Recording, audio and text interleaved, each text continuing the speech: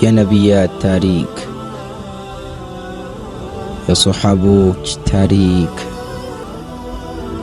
የተለያዩ አስተማሪ ታሪኮች። ሲራ ቲዩብ። አሰላሙ ዓለይኩም ወረሕመቱላሂ ወበረካቱ። አላህ ሱብሓነሁ ወተዓላ የበጎን ሰሪ ምንዳ በቶሎ ይከፍለዋል። አንድ ወጣት ለትምህርት ወደ አውሮፓ ተጉዞ በነበረበት ወቅት ስላጋጠመው አንድ ሰው እንዲህ ይላል።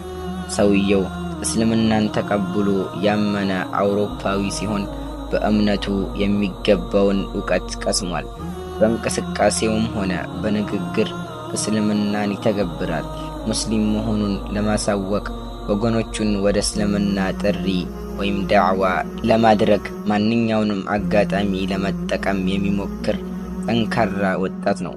ይህ ወጣት አንድ ጊዜ አንድ ክስተት ይገጥመዋል። እንዲህ ሲል ይተርከዋል። ወደ አንድ ትልቅ ካምፓኒ የሥራ ማመልከቻ ይዤ ሄድኩ። ሙስሊም በመሆኔ በአለባበሴና በጺሜ ምክንያት ይቀበሉኛል የሚል ግምት አልነበረኝም።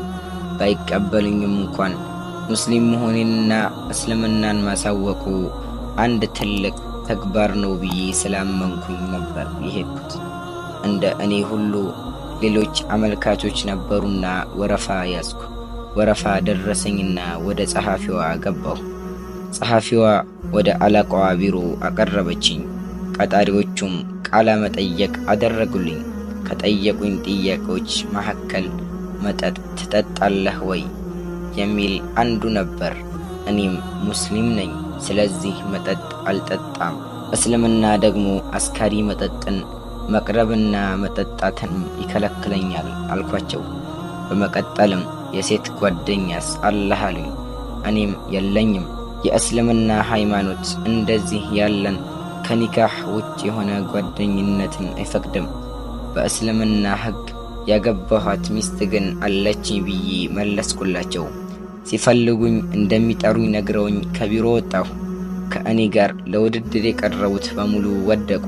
እኔ ብቻ አለፍኩ። ወደ ካምፓኒው ተጠርቼ ሄድኩ። እኔን ትቀጥሩኛላችሁ ብዬ አላሰብኩም። እንዲያውም የእስልምና ሃይማኖት ተከታይ ስለሆንኩኝ ታገሉኛላችሁ ብዬ ነበር። እኔን መምረጣችሁ ለምን እንደሆነ ምክንያቱን ልትነግሩኝ ትችላላችሁ ስል ጠየቅኳቸው። ኃላፊውም እንዲህ አለኝ። የዚህ ካምፓኒ አንዱና ዋናው ደንብ ንቃት ሲሆን ለዚህ ሥራ የሚያስፈልገው ንቁ የሆነ ሰው ነው። በማንኛውም ሁኔታ መጠጥ የሚጠጣ ሰው ደግሞ ሥራውን በንቃት፣ በፍጥነት፣ በግንዛቤ ሊሰራ አይችልም። አብዛኛው ለፈተና የቀረቡት የመጠጥና አደንዛዥ እጽ ተጠቃሚዎች ነበሩ። እኛ ደግሞ ከእነዚህና ከሌሎች መጥፎ ባህሪያት የራቀ ሰው እየፈለግን ነበር። ከሁሉም ነገር የጸዳ ሰው ያገኘነው አንተን ብቻ ነው።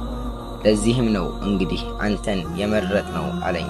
ተመልከቱ፣ ይህ ሙስሊም ከውሸት፣ ከአሉባልታ፣ ከጨዋታ፣ ከአጸያፊ ድርጊት የከለከለው የአላህ ፍራቻ ብቻ ነው።